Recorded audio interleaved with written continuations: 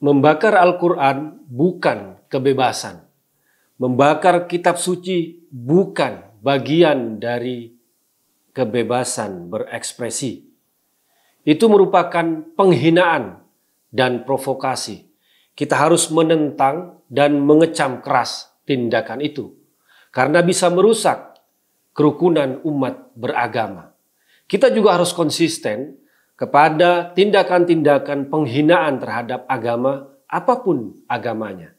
Jangan hanya mengecam pembakaran Al-Quran, tapi ada yang senang kalau Alkitab dipantatin dan dilecehkan. Itu sama-sama berbahaya dan menista kitab suci. Fatwa itu pendapat. Fatwa bisa didebat. Fatwa tidak mengikat. Fatwa itu opini, tidak suci, meniscayakan toleransi. Dan sebaik-baik fatwa, suara hati nurani. Inilah Fatwa Guntur Romli. Assalamualaikum warahmatullahi wabarakatuh. Salam sejahtera untuk kita semua. Shalom, shalom alaikum, Om Swastiastu, Namo Buddhaya, Wide Dong Tien, Rahayu, Salam Nusantara. Pemirsa Cokro TV, aksi pembakaran Al-Quran, pembakaran kitab suci di Swedia mengundang kontroversi dan penolakan di mana-mana.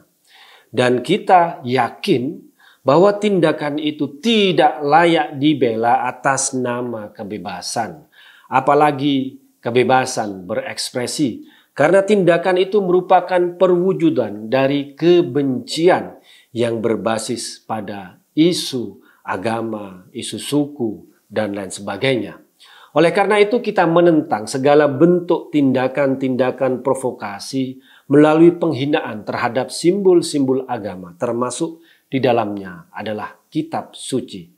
Apa yang dilakukan oleh Rasmus Paludan, seorang politisi dari kubu kanan, seorang politisi yang ekstrim, yang ingin memancing kebencian dan provokasi dengan membakar Al-Quran, merupakan tindakan yang bentuk nyata dari kebencian. Rasmus boleh saja dia ingin menolak sikap Turki yang sampai saat ini tidak mau menerima Swedia masuk sebagai anggota NATO, tetapi dengan membakar Al-Quran, tindakan itu tidak terkait dengan representasi Turki itu sendiri. Karena Turki adalah republik yang sekuler, tidak ada hubungannya dengan Islam. Oke, Turki penduduknya mayoritas Muslim, tapi tidak bisa dinyatakan bahwa semua penduduk Turki itu Muslim kemudian diprovokasi dengan membakar Al-Quran. Presiden Turki juga beragama Islam, Erdogan, tapi tidak bisa untuk menolak tindakan Erdogan dengan membakar Al-Quran. Sama sekali tidak bisa direpresentasikan Turki dan Erdogan dengan Islam. Sampai saat ini Turki adalah negara yang menyatakan dirinya sebagai negara yang sekuler. Setiap tahun Erdogan akan datang ke mausoleum, ke makam dari pendiri Turki, yaitu Mustafa Kemal Atatürk, untuk memberikan penghormatan dan sebagai perwujudan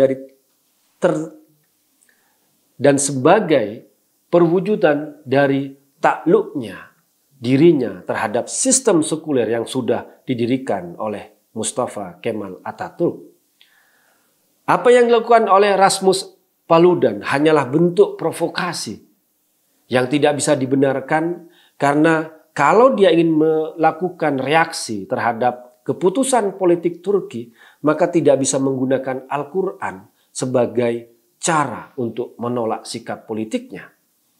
Dan kita menyaksikan pembakaran Al-Quran ini pun menjadi isu yang liar dan ditangkap oleh kelompok-kelompok radikal di seluruh dunia.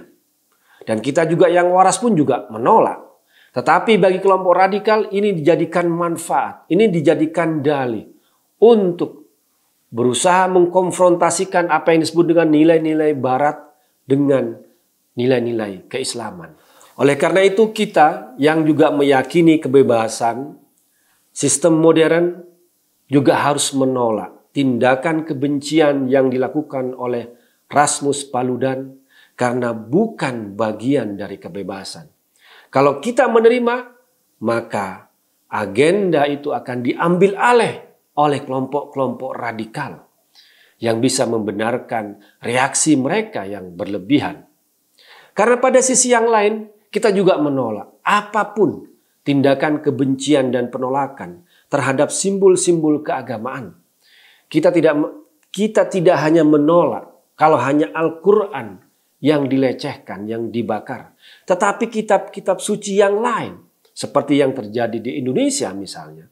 Ada seorang yang mengaku sebagai mu'alaf, dulunya dia beragama Kristen, kemudian masuk Islam, kemudian dia malah menjelek-jelekan agama sebelumnya, bahkan dia sampai memantatin Alkitab atau Bible atau Injil, kemudian ngentutin.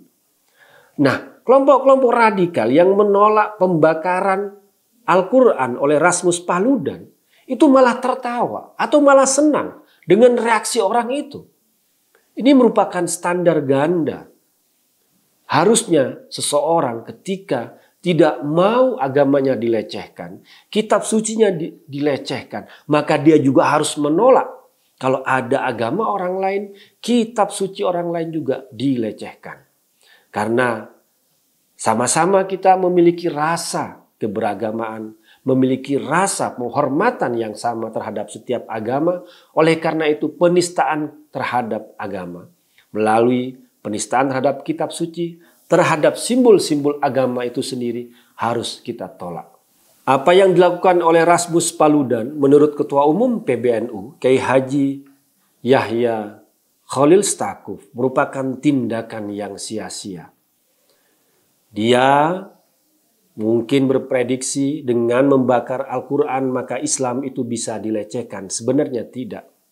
Itu malah mengundang perhatian banyak orang, khususnya non-Islam, untuk mempelajari tentang Al-Quran itu sendiri. Dan tindakan-tindakan terorisme pun, kekerasan atas nama agama, tidak juga bisa dikaitkan dengan Al-Quran. Karena semua negara-negara yang berpenduduk mayoritas Muslim juga menolak terorisme. Mereka tidak mau mengaitkan antara terorisme meskipun di atas namakan Islam dengan ajaran-ajaran suci Al-Quran. Oleh karena itu merupakan salah sasaran kalau ingin menolak terorisme, kalau ingin mengkritik kekerasan berbasis agama atau yang di atas namakan Islam dengan melakukan pelecehan terhadap Al-Quran. Oleh karena itu, kita tetap mewaspadai segala bentuk provokasi yang bisa mengadu domba antar umat beragama dengan tindakan-tindakan seperti yang dilakukan oleh Rasmus Paludan ataupun oleh seorang mu'allaf yang ada di Indonesia yang mantatin dan ngentutin Alkitab atau Bible. Ini berbahaya bagi kehidupan beragama. Kita tetap menjaga kerukunan, menjaga keharmonisan antara kita, dan jangan pernah terprovokasi oleh tindakan-tindakan kebencian seperti itu. Demikian, wassalamualaikum warahmatullahi wabarakatuh.